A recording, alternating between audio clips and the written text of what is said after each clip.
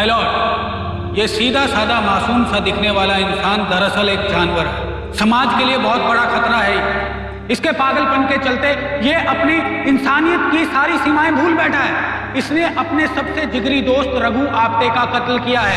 कत्ल में इस्तेमाल किए गए हथियार और उसके खून से सने हुए कपड़े इस बात की तस्दीक करते हैं कि इसी ने रघु आप्टे का कत्ल किया है। मेरी अदालत से गुजारिश है कि अदालत इस इंसान को ऐसी सजा दे जो पूरे समाज के लिए एक सबक हो। That's all, my lord. Mister Rajendra, इस अदालत में जो भी आपके खिलाफ गवाह और सबूत पेश किए गए हैं, उनके बारे में आपको कुछ कहना है? सिर्फ इतना, मुझे रघु आप्टे की हत्या का कोई अफसोस नहीं। उसे तो मौत मिलनी ही चाहिए थी, जो मैंने दे दी। आपका अपना कोई वकील है? Any defence council for you? मुझे कोई वकील नहीं चाहिए। अदालत फिर भी चाहेगी कि राजेंद्र को अपनी सफाई का पूरा मौका दिया जाए और इसलिए अदालत ये आदेश देती है कि मिस्टर राजेंद्र के लिए एक सरकारी वकील सरकारी खर्चे पर अपॉइंट किया जाए। मुकदमे की कार्रवाई आज से 21 दिन बाद यानी कि 4 फरवरी को होगी। आज की कार्रवाई यहीं स्थगित की जाती है। The court is adjourned for the day.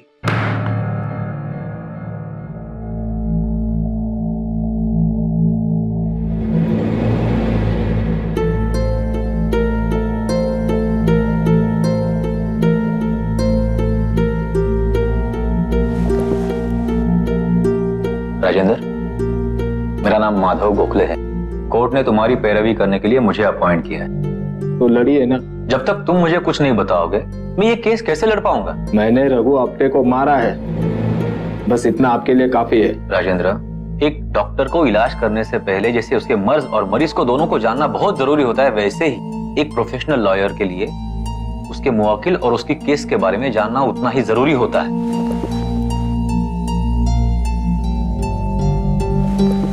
देखो राजेंद्र, अगर तुम मुझे सब कुछ सच नहीं बताओगे तो मैं तुम्हें कैसे बचा पाऊंगा? तो मत बचाइए, मुझे सजा की कोई परवाह नहीं। वकील साहब, आप आपका वक्त बर्बाद कर रहे हैं। मुझे कुछ नहीं कहना है। जो सजा मिलेगी मैं भुगत लूंगा। अब जाइए यहां से।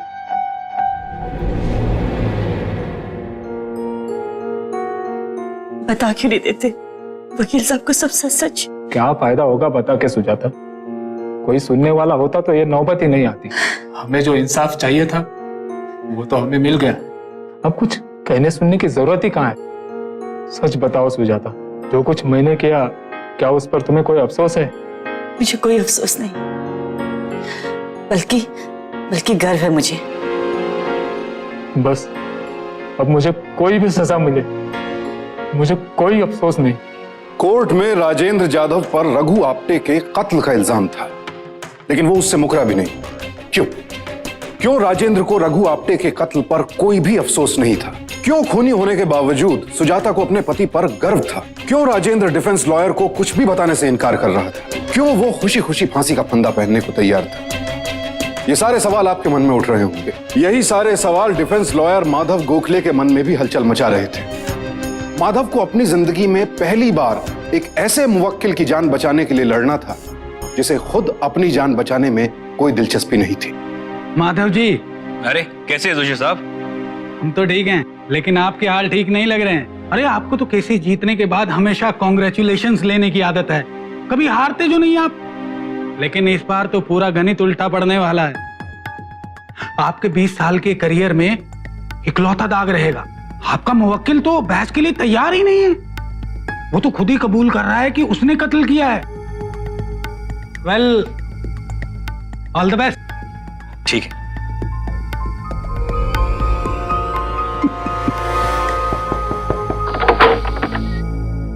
नमस्कार मैडम, मैं एडवोकेट माधव गोखले। राजेंद्र की पैरवी का काम अदालत ने मुझ पर सौंपा है। एक बात मुझे समझ में नहीं आती मैडम, इस केस में ना तो राजेंद्र कुछ बोल रहा है, ना तो आप कुछ बता रही है। उन्हें सजा मिलेगी, इस बात का ना उन्हें अफसोस है ना मुझे। आप क्यों परेशान हो रहे हैं? क्योंकि इस केस से मैं अब जुड़ चुका हूं और पहली बार ऐसा हुआ है कि मेरा मुवक्किल कोर्ट में अपने आप को कातिल मान बैठा है। और ये आप दोनों का चुप बैठना मुझे ये बता रहा है कि कोई तो राज है जो आप दोनों मुझसे छुपा रहे हैं। जब मेरे पति को ही कोई मदद नहीं चाहिए तो मैं क्या कहूँ? मुझे उन पर गर्व है। वही तो मैं जानना चाहता हूँ कि आपके पति का कातिल होने का आपको गर्व क्यों है? मैडम, साफ साफ दिखाई दे रहा है कि आप कुछ छुपा रही है। आप बेकार में ही अपना समय बर्बाद कर रहे हैं वकील साहब। भले ही राजेंद्र ये केस लड़ना ना चाहे, लेकिन मैं लड़ना चाहता हूं एंड आई विल फाइट। भले आपने मुझे कोऑपरेट नहीं भी किया तो भी चलेगा।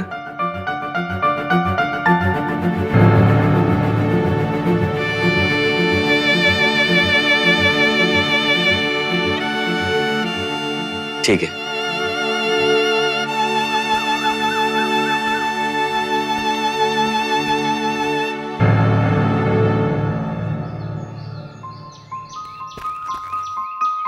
नमस्कार सर। कोर्ट की तरफ से आया हूं मैं। ये जो राजेंद्र जाधव रहता है सामने, उसके बारे में थोड़ी पूछताछ करनी थी। कैसा मानुस होता तो, कैसा आदमी था वो? मतलब नेक था, सबसे हंसी खुशी बात करता था। समझ में नहीं आता कत्ल कैसे कर दिया उसने। अपनी जिंदगी में कभी मच्छर तक नहीं मारा था उसने। लेकिन उसने कोर्ट में खुद कबूल किया है कि उसने हत्या की रघु की। बेटी की मौत की वजह से पगला सा गया था, किसी से बातचीत भी नहीं करता था। लगता है उसी पागलपन में उसने रघु आप्टे को मार दिया होगा। वैसे साहब दोनों बहुत अच्छे दोस्त थे। बहुत अच्छे दोस्त थे वो? हाँ साहब, बहुत अच्छे दोस्त थे।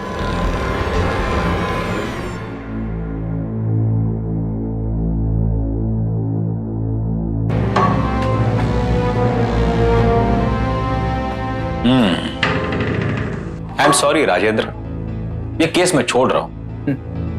मैंने तो पहले ही कहा था। मुझसे ही गलती होगी, मुझे ही नहीं समझा। तुम जैसे पागल आदमी का केस मुझे लेना ही नहीं चाहिए था। पता है, तुम्हारे घर पर गया था और वहां मुझे पता चला कि तुम्हारी दिमागी हालत कुछ ठीक नहीं है। अरे तुम्हें क्या होगा, तुम्हें क्या सजा होगी, मुझे कोई अफसोस नहीं। अरे दुख इस बात का है वो बेचारा रघु आप्टे मासूम सा तुम्हारे पागलपन का शिकार हो गया खामखा। अब केस छोड़ ही दिया है तो पूछता हूं तुम्हें, सुना है तुम्हारे बेटी की मौत हो गई? कहीं ऐसा तो नहीं कि तुम्हारे पागलपन की लत भी तुम्हारी लड़की को लग गई हो और इसी पागलपन के चलते उसकी भी मौत हो गई हो? चुप! चिल्ला क्यों रहे हो भाई? सच ही तो बोल रहा हूं मैं। तुम्हारी लड़की पागलपन का शिकार ही नहीं बल्कि चरित्रहीन लड़की थी। चरित्रहीन नहीं थी वो। अरे वो तो फूल से कोमल थी। चरित्रहीन तो वो रघु आप्टे था जिसने उसकी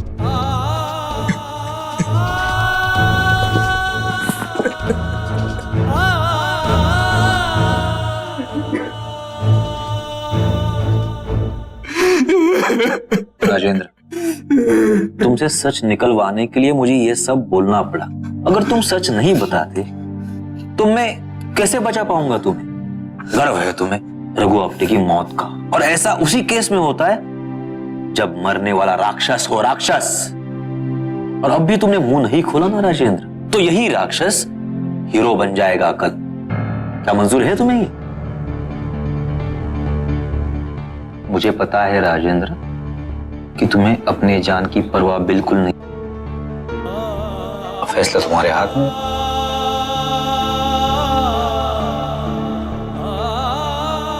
बहुत खुश थे हम वकील साहब, मैं, मेरी बीवी, मेरी बच्ची कृष्णा। कृष्णा बेटा जल्दी कर, स्कूल में देर हो जाएगी। आ रही हूँ बाबा। सारा भगवान का भोग झूठा कर दिया। अभी बताती हूँ तुझे, आज मैं छोड़ूंगी नहीं। जीप दिखाती है, कुछ जीप दिखाती है। अरे बताएगी भी कुछ, क्या हुआ? अरे सारा भगवान का भोग झूठा कर दिया इसने। क्या हुआ? बच्चों में भगवान होता है, इसका नाम ही कृष्णा है। वो खा लिया तो कोई फर्क नहीं पड़ता। आपके इसी लाड़ प्यार ने ना बिगाड़ के रख दिया इसे। सुन बेटा, तुझे स्कूल जाना है ना, देर हो रही है, जा तू स्कूल जा, जा। अरे रघु,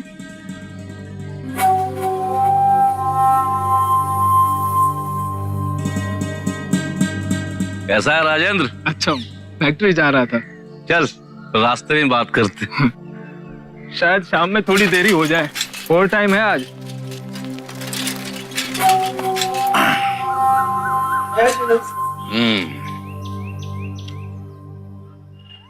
क्या बात है राजेंद्र, बहुत परेशान है?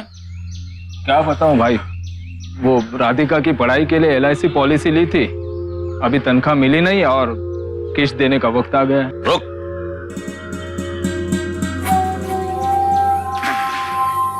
ले रख। हर बार अच्छा नहीं लगता रघु भाई। तेरी बेटी मेरी भी तो कुछ लगती है कि नहीं, बोल। वो तो है, अब दिवाली का बोनस मिलेगा उस वक्त लौटा दूंगा। ए राजन, मैं अपना कर्ज वसूल ही लूंगा, चल। बहुत जान पहचान है रघु की, क्या पावर है। अरे पास वाली गांव के स्कूल में यूं दाखिला करा दिया अपनी बच्ची का। अच्छे स्कूल में पढ़ेगी तो आगे चल के डॉक्टरी में दाखिला आसान हो जाएगा। सच्चा दोस्त है मेरा रघु आप्टे। मुझे रघु आप्टे से आपका मेलजोल अच्छा नहीं लगता। लोग क्या क्या बातें करते हैं उसके बारे में। घर में बेटी जवानी की दहलीज पे है, ऐसे में इसके साथ उठना बैठना ठीक नहीं है। अरे सब सुनी सुनाई बातें हैं। इतने सालों से रघु अपने घर आ रहा है, कृष्णा को अपनी बेटी मानता है, तुझे भी सम्मान से भाभी कहता है, और मुझे तो उसमें कोई खोट नजर नहीं आती। जब आग होती है ना तभी धुआं उठता है। तू फिजूल में फिक्र करना छोड़ दे सुजाता। वक्त बेवक्त जो काम आए वही सच्चा दोस्त है, जैसे रघु आप्टे। बाबा आजा। कल के बाद एक हफ्ते की छुट्टी है दिवाली की। वाह। मेरे लिए पटाखे लाने हैं, ध्यान है ना आपको? हाँ ध्यान है, कल आते वक्त तेरे लिए अच्छे पटाखे लेके आऊंगा। राजेंद्र बेहद खुश था। उसका सपना था कि वो अपनी बेटी को डॉक्टर बनाए, और अब अच्छे स्कूल में एडमिशन मिलने की वजह से उसे लगता था ये सपना पूरा हो जाएगा। वो तहे दिल से रघु का शुक्रगुजार था, लेकिन राजेंद्र वो नहीं देख पा रहा था जो उसकी पत्नी सुजाता महसूस कर रही थी। रघु भाई, अबे सुनना रघु भाई, भाई दारू की तो पार्टी दे दी आपने, है ना? बोले तो फुल टू दीपावली हो गई, लेकिन एक पटाखे की कमी है, उसका इंतजाम हो जाए ना तो हो जाए हैप्पी दिवाली। बम! बड़ा बेसब्र है तू, पिछले हफ्ते तो मुंह मारा था। रघु भाई, अपन लोग को एक पटाखा मांगता ही मांगता है। बिल्कुल। हो गया पटाखे का इंतजाम है। अरे कृष्णा बेटिया इधर आओ। अरे स्कूल से लौट रहे बेटा? हाँ काका। अरे तुझे पता है मैंने तेरा दाखिला करवाया स्कूल में, थैंक यू नहीं बोलेगी? थैंक यू काका। नहीं ऐसे थैंक यू नहीं, गाड़ी में बैठो और अपने घर चलो और अपने हाथों से हमें चाय पिलाना गर्मा गर्म, तब होगा थैंक यू, ठीक है ना? चलो बैठो गाड़ी में।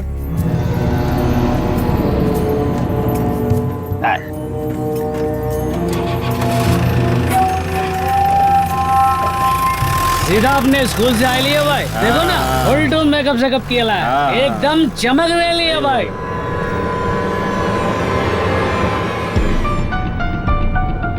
पता है आज बाबा मेरे लिए बहुत सारे पटाखे लाने वाले हैं। मुझे बताया था राजेंद्र ने। चलो हम भी दिलाते हैं तुम्हें पटाखे। नहीं काका, बाबा ही ले आएंगे। अरे हम भी तो तुम्हारे काका हैं, भरोसा नहीं है हम पे? वैसे तुम्हारी उम्र कितनी? 13। लगती तो 16 की रघु भाई। काका मुझे यही उतार दो, मुझे नहीं जाना। उतार देंगे, जल्दी क्या है? ये चेतन कस के पकड़। मुझे छोड़ दो। पहुंचा देंगे तुम्हारे घर। मुझे छोड़ दो, मुझे नहीं जाना। ए खजूर, क्या मचान करेला रे? इधर अटका दिया तू, चल चला ना रे। ये रघु भाई, ए लड़की भागे नहीं भाई। भाग के जाएगी कहाँ? पकड़ा।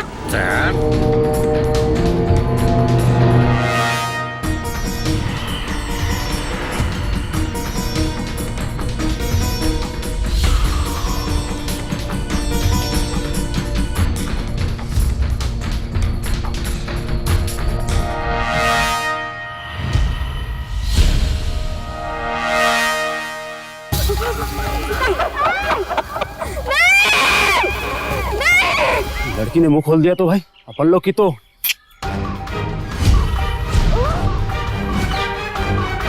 विश्वासघात किया रघु आप्टे ने। जिस राजेंद्र को वो दोस्त कहता था उसी को धोखा दिया। जो कृष्णा उसे काका काका कहकर इज्जत देती थी उसी को बेइज्जत करके अपने हाथों से गला घोट दिया उसका। उसी शाम राजेंद्र पटाखे लेकर घर पहुंचा। वो बेहद खुश था। नहीं जानता था कि दिवाली से 2 दिन पहले ही उसकी दुनिया अंधेरे में डूब चुकी।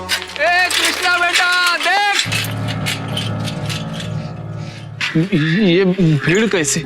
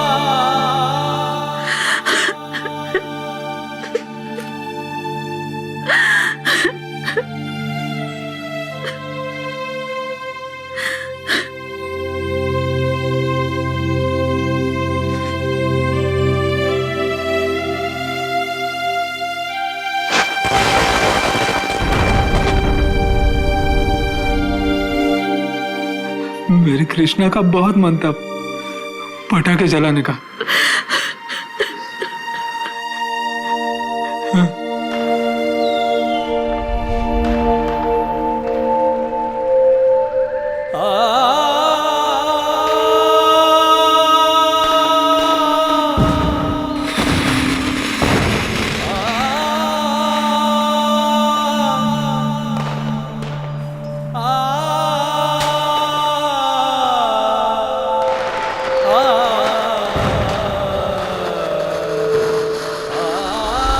बेटी के गम में पागल हो गया है बेचारा।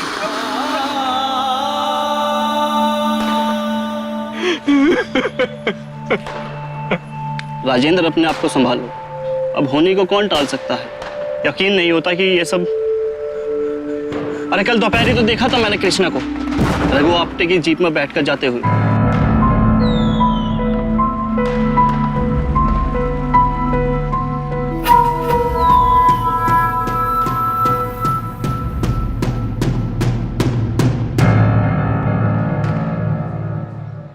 अरे राजेंद्र, आजा।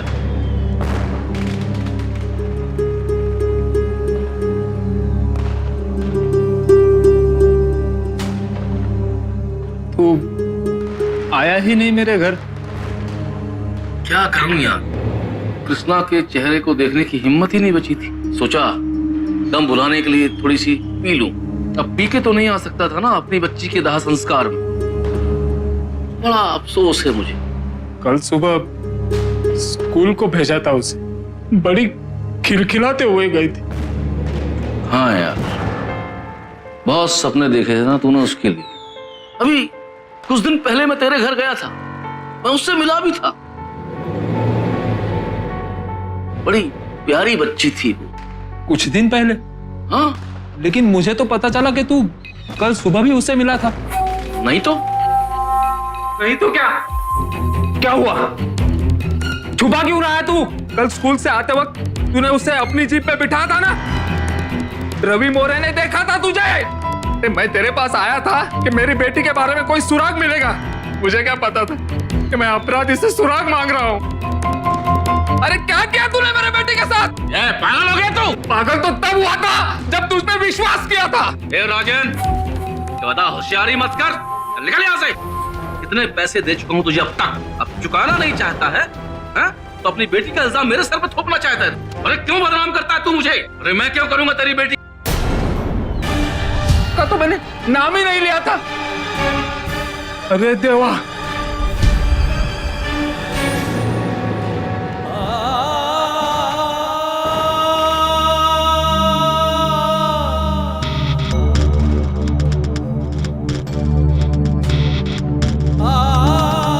नहीं छोड़ूंगा तुझे, तेरी जान ले लूंगा मैं। धमकी देता है रघु आप्टे? उसके घर में आके धमकी देता है? देख क्या है, थोड़ा पूरा का पूरा उतार दूंगा। निकल निकल निकल निकल, जा तू। छोड़ूंगा नहीं तुझे, जान ले लूंगा तेरी। ये तू जा।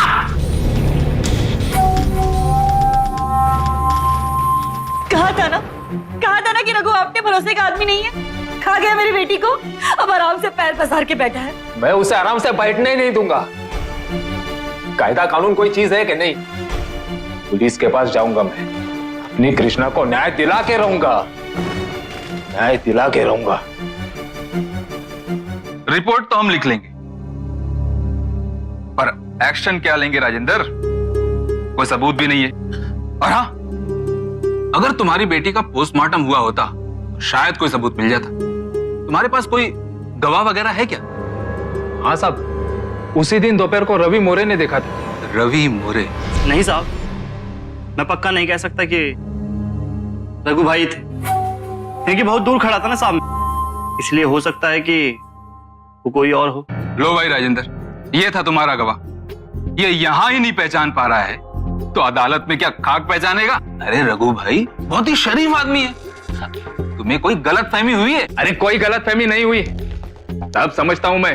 पैसा खाया है तुमने, लेकिन मैं छोड़ूंगा नहीं, ऊपर तक जाऊंगा। अरे ऊपर वाले भी तो हमें ही कहेंगे कि रिपोर्ट दर्ज कर लो, हम कह देंगे सबूत ले आओ।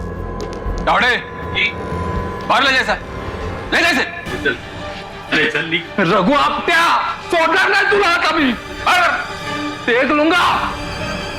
तू खड़े खड़े मेरा मुंह क्या देख रहे? हाँ चल भाग। पुलिस के सामने सच क्यों नहीं बोला तूने? मुझे माफ कर दे राजेंद्र, मैं अपने परिवार को परेशानी में नहीं डाल सकता। रघु आप्टे बहुत बड़ी चीज है, बहुत पैसों वाला है, हम उसका मुकाबला नहीं कर सकते। मेरी बात मान, तू भी सब्र करके घर बैठ जा।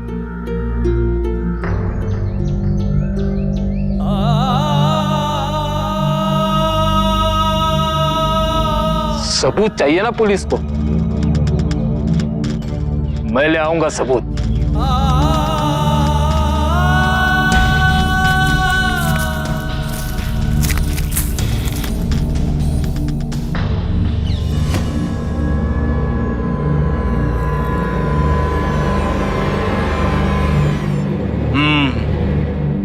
ये हुई ना बात, ये है पक्का सबूत। दौड़े, ये ले, इसे जमा करके। अरे राजेंद्र, बैठो बैठो बैठो बैठो, अब लिखते हैं रिपोर्ट। हाँ चल बोल राजेंद्र। साहब, रघु आप्टे ने स्कूल से आते वक्त मेरी बेटी कृष्णा को उठा लिया था, और फिर क्या? देख राजेंद्र, जो तू बोलेगा वो यहाँ लिखूंगा। और फिर उस पर जबरदस्ती करके उसे मार डाला साहब। देख, जज्बाती मत बन, आगे बोल। चल चल चल आगे बोल। साहब, जबरदस्ती के दौरान रघु आप्टे का लॉकेट वहीं गिर गया था साहब, वो पक्का सबूत है रघु आप्टे के खिलाफ। ला, वो लॉकेट दे मुझे। अभी तो दिया था ना साहब, आपके पास था, अपने हवलदार को दिया। अरे राजेंद्र, अरे काय को मजाक कर रहा है? मजाक मैं नहीं साहब, मजाक तो आप कर रहे हैं, क्योंकि आपने पैसे खाए हैं शिंदे साहब। ओए, जास्ती होशियारी नहीं। अरे रघु भाई, आइए रघु भाई, बैठिए ना, आइए ना।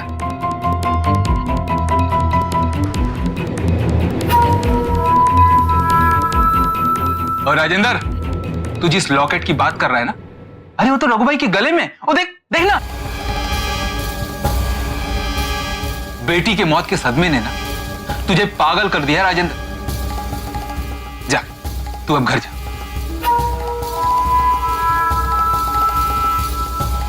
आप्ट्या, तू गेलास।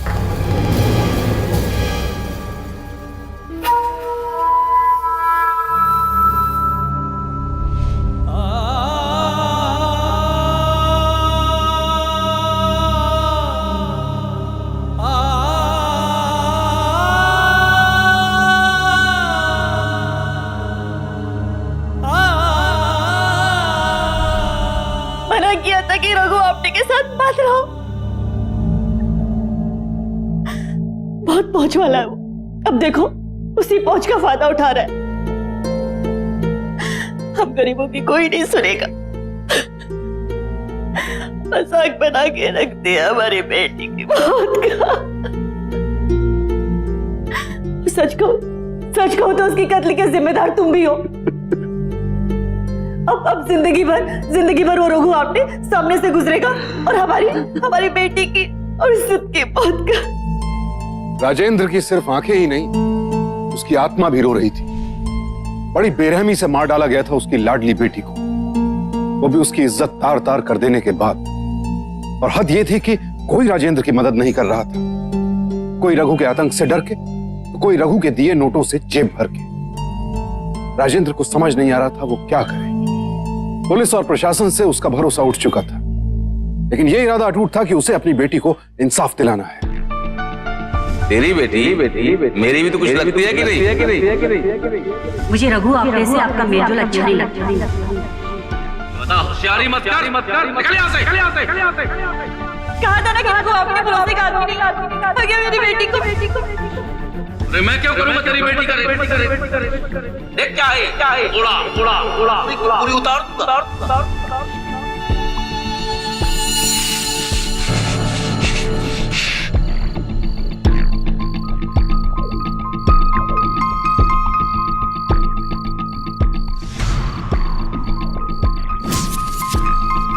अरे राजेंद्र, तू फिर से वही कहने आया ना कि तू मुझे छोड़ेगा नहीं? अरे शांत दिमाग से सोच, कुछ नहीं होगा। पुलिस, प्रशासन सब रघु आपटे के जेब में। बेटी थी ना तेरी, दोबारा पैदा कर लेना।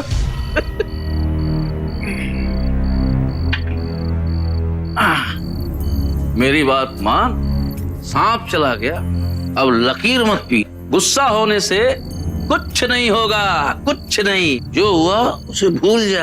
अरे मैंने तो बस थोड़ा सा मजा लिया था, थोड़ा सा। देख, इसमें गलती तेरी भी है। मैंने हमेशा तेरी मदद की है, बोल की है ना?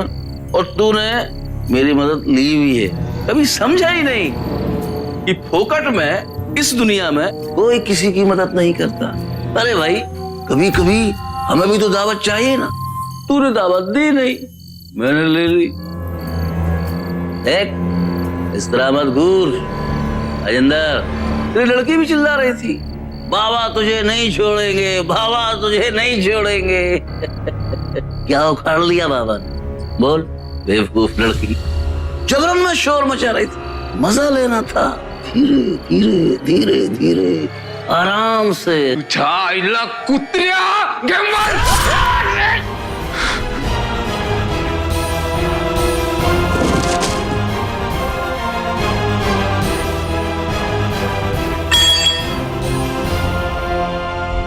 देवा देवा देवा देवा देवा देवा देवा देवा देवा देवा देवा देवा।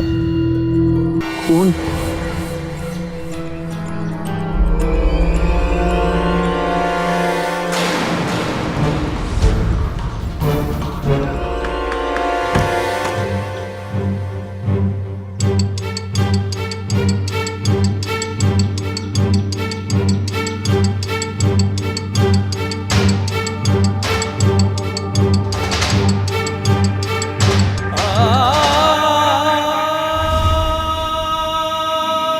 सुन लिया वकील साहब, अब आप बताइए क्या करता मैं? उस रघु आपटे को छोड़ देता तो सारी जिंदगी वो हंसता मुझ पर और मेरी बेटी की आत्मा थूकती मुझ पर। एक मिनट, तुमने अभी कहा कि गोली चलने के बाद तुम वहां से निकल गए थे। हाँ। तुम्हें सजा मिलेगी या नहीं मिलेगी ये तो मैं कह नहीं सकता। हाँ, लेकिन इतना तो तय है कि उस रघु आपटे को हीरो बनने नहीं दूंगा। मैं साबित करके रहूंगा कि रघु आपटे मौत की सजा का हकदार था। माधव गोखले ने तय कर लिया था कि राजेंद्र बेकसूर साबित हो या ना हो, लेकिन रघु का सच सबके सामने आना चाहिए। अगली पेशी में तकरीबन 2 हफ्ते बाकी थे और माधव को इसी बीच सब कुछ जांचना था, सारे सबूत इकट्ठा करने थे। अब यह केस उनके लिए महज पेशा नहीं रह गया था, बल्कि एक मकसद बन गया था।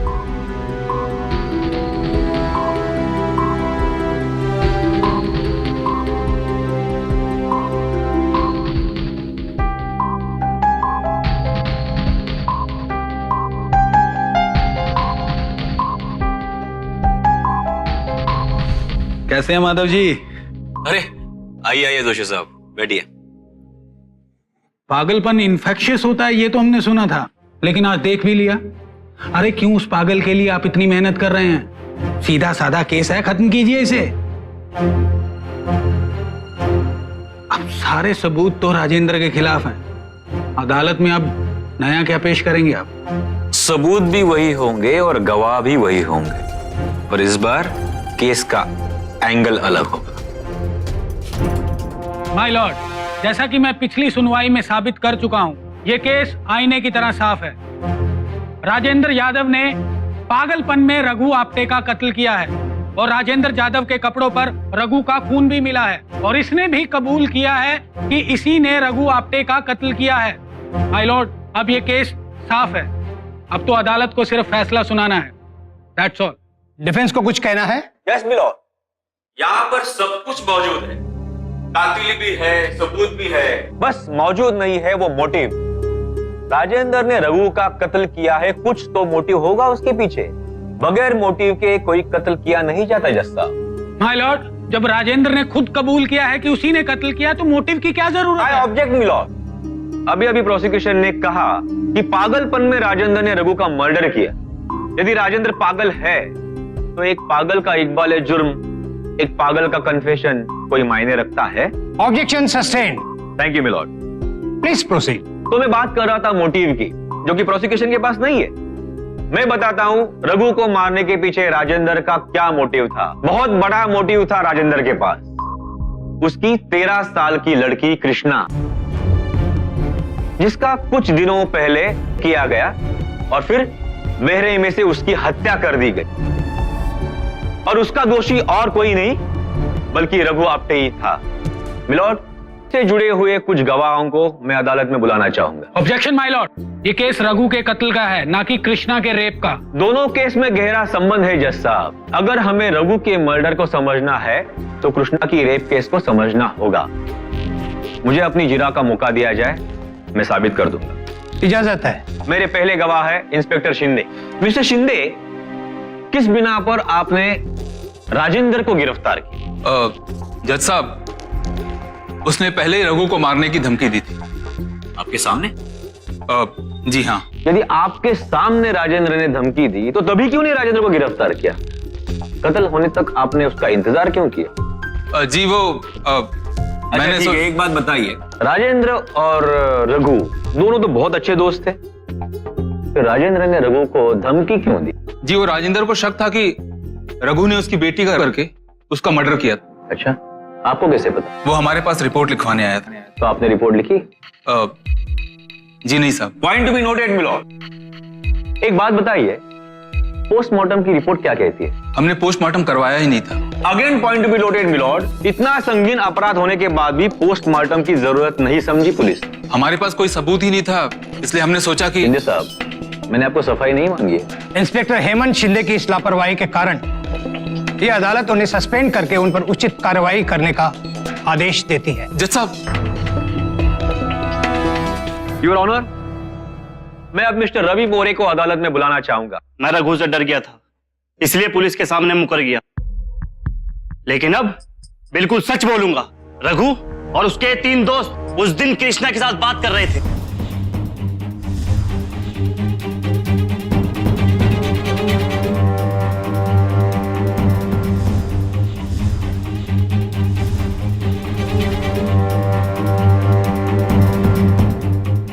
इनके कबूलनामे से ये तो साबित हुआ कि कृष्णा का हुआ था।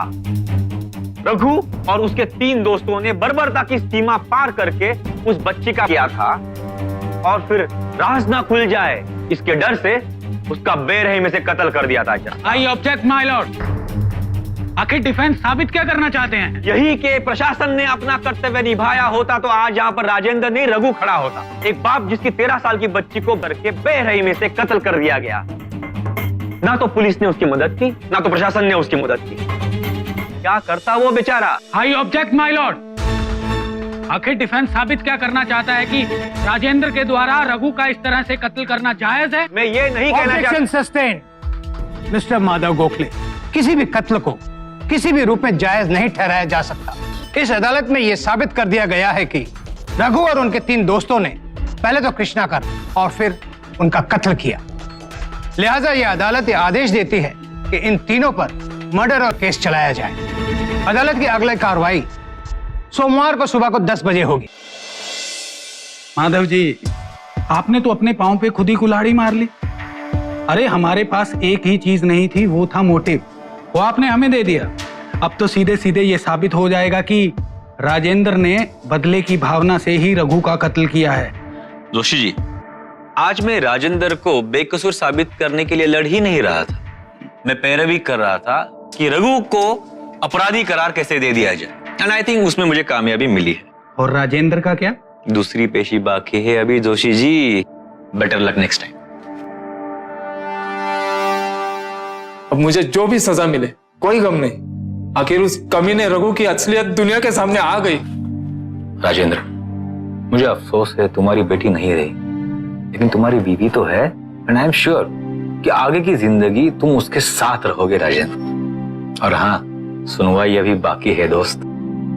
मिलॉर्ड, जैसा कि पिछली सुनवाई में डिफेंस खुद ये साबित कर चुका है कि राजेंद्र के पास कत्ल करने का मोटिव था। राजेंद्र ने अपनी बेटी के बलात्कारी का कत्ल किया, इसीलिए मेरी अदालत से ये दरख्वास्त है कि वो राजेंद्र को कड़ी से कड़ी सजा सुनाए। I object milord. अभी ये साबित नहीं हुआ है कि राजेंद्र ने ही कत्ल किया था। पर मिलॉर्ड, राजेंद्र ने खुद कबूल किया है कि उसने कत्ल किया है। नहीं मिलॉर्ड, राजेंद्र को ऐसा लग रहा है कि उसने कत्ल किया है, लेकिन वाकई में ऐसा हुआ नहीं था। ये साबित करने के लिए आपके पास सबूत है? सबूत नहीं है मिलॉर्ड, लेकिन डिफेंस के पास भी तो पक्के सबूत नहीं है कि राजेंद्र ने ही कत्ल किया था। ये तो पहले ही साबित हो चुका है कि राजेंद्र रघु का कत्ल करने के लिए घर से चाकू लेकर निकला। फिर उसने रघु को चाकू मारा, उसे गोली मारी और उसकी लाश को कुएं में फेंक दिया। नहीं मिलॉर्ड, इसीलिए पिछली सुनवाई में मैंने गुनाह साबित किया था। ये कोई प्री प्लान्ड या कोल्ड ब्लडेड मर्डर नहीं था। अगर प्री प्लान्ड रहता तो राजेंद्र रघु को पहले ही मार देता। बार बार पुलिस के पास न्याय मांगने के लिए नहीं जाता। और रही बात सबूतों की, जिसकी प्रोसिक्यूशन बात कर रहे हैं, तो उस पर मैं जरूर आऊंगा। लेकिन सबसे पहले बात वो चक्कू की जिसको लेकर राजेंद्र अपने साथ निकला था। लेकिन पोस्टमार्टम की रिपोर्ट कहती है कि घाव गर्दन पर हुआ था, और वो घाव इतना भी गहरा नहीं था कि उससे किसी की मौत हो जाए। दूसरी बात रही रिवॉल्वर की। तो अगर राजेंद्र के पास रिवॉल्वर था तो चक्कू का इस्तेमाल करने की क्या जरूरत थी? बयान के मुताबिक वो रिवॉल्वर रघु आप्टे के भाई नितिन आप्टे का था। रघु आप्टे ने नितिन आप्टे से वो रिवॉल्वर छीन लिया था। मेरे पास बयान है जज साहब।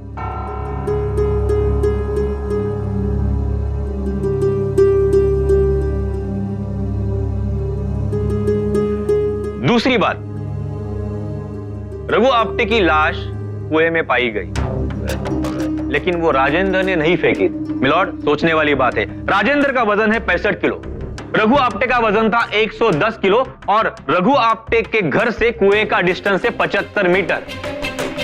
अब 65 किलो का आदमी 110 किलो के शरीर को अपने शरीर पर लादकर 75 मीटर की दूरी नहीं काट सकता। और वैसा होता भी तो राजेंद्र के पैर के निशान भी तो वहां मिलने चाहिए। पोस्टमार्टम की रिपोर्ट के अनुसार मौत की वजह रघु के गर्दन की हड्डी टूटना था, जो कि कुएं में फेंकने के कारण टूटी थी। तो माय लॉर्ड, आखिर कत्ल किसने किया? कोई भी हो सकता है योर ऑनर। इसमें वो तमाम केस है जो रघु आप्टे के ऊपर दर्ज किए गए थे। किडनैपिंग, हैरेसमेंट, इवन टीजिंग के कई सारे मामले, 46 मामले हैं उसमें जज साहब। इसका मतलब है रघु आप्टे के कई सारे दुश्मन हो सकते हैं। लेकिन वो तो शिंदे साहब, मैं बताता हूं क्या हुआ। जज साहब, राजेंद्र गुस्साए घर से निकला हाथ में चक्कू लेकर। उसने रघु पर हमला किया। रघु ने रिवॉल्वर निकाली, दोनों में हाथापाई हो गई। हाथापाई में गोली चल गई। राजेंद्र को लगा अपने हाथ से गोली चल गई और रघु को मैंने मार डाला। वो बेहद डर गया। डरने के बाद बदहवाश होकर वहां से निकला, और इसी मौके का फायदा उठाकर किसी और ने रघु आप्टे को कुएं में फेंक दिया। पर सवाल तो ये उठता है माय लॉर्ड कि आखिर रघु को कुएं में किसने गिराया? ये पता लगाना तो पुलिस और प्रोसिक्यूशन का काम है। खैर, मेरे पास एक थ्योरी है। यहां पर फिर से सामने आता है मोटिव। वो और कौन था जिसको रघु को मारने में इंटरेस्ट था? जज साहब, रघु एक असामाजिक नागरिक था। उसके कई सारे दुश्मन हो सकते हैं, लेकिन इस बार ये काम दुश्मनों ने नहीं बल्कि दोस्तों ने किया। हो सकता है दिवाली की उस रात जब ये 3 लोग रघु के घर पर गए, तब उन्होंने देखा रघु घायल है। रघु ने उनको बताया कि राजेंद्र ने अभी अभी मुझे गोली मारी और यहाँ से निकला है। ये बात सुनकर वो तीनों डर गए। अब उनके पास एक ही रास्ता बचा था। अगर ये केस पुलिस में जाता तो वो तीनों रघु के बयान के वजह से फंस जाते, और ये केस पुलिस में नहीं जाता तो राजेंद्र उनकी जान का दुश्मन बन जाता। इसीलिए उन्होंने एक तीर में दो शिकार किए। रघु को कुएं में ढकेल दिया और राजेंद्र पे इल्जाम लगाया और राजेंद्र जेल चला गया। इसे साबित कर सकते हैं आप? ये तो सिर्फ एक थ्योरी है। मैंने ये तो साबित कर दिया है कि राजेंद्र ने कत्ल नहीं किया, लेकिन प्रोसिक्यूशन के पास भी तो ठोस सबूत नहीं है कि राजेंद्र ने कत्ल किया इसके। मैं एक बात जरूर कहूंगा कि हत्या के इरादे से रघु के घर में घुसकर हमला करने का चार्ज जरूर बनता है राजेंद्र के ऊपर, लेकिन हत्या का नहीं मिलॉर्ड। That's all. डिफेंस की दलीलें सुनने के बाद अदालत इस नतीजे पर पहुंची है कि राजेंद्र के खिलाफ कोई ऐसे पुख्ते सबूत नहीं पेश किए गए जिससे यह साबित हो कि राजेंद्र कातिल है।